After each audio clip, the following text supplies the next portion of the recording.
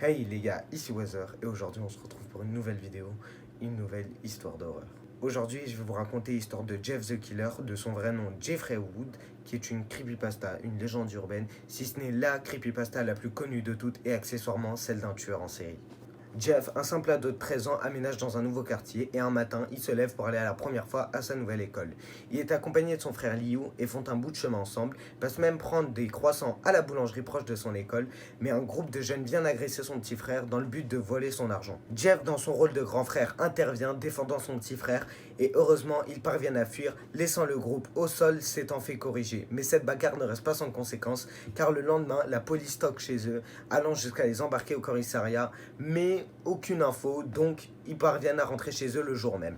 Jeff lui a été invité à un anniversaire chez un de ses voisins, et le groupe de jeunes aussi, et ils ont un petit désir de vengeance. À vrai dire, c'était pas qu'une petite envie. L'envie était si grande qu'ils sont allés jusqu'à venir armés agresser Jeff à plusieurs. Mais Jeff, lui, sait bien se battre et tabasse un des membres du groupe jusqu'à la mort sans même le savoir. Un des membres du groupe se relève, sort son arme à feu et tire sur Jeff. Mais Jeff arrive à fuir jusque chez lui et s'enferme dans sa salle de bain.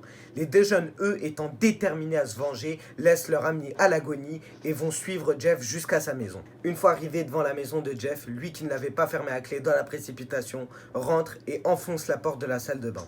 Et là, une seconde bagarre qui finira tragiquement éclate. Un des membres du groupe prend une bouteille de Javel qui était juste à côté de lui, la vide sur Jeff et allume avec un briquet.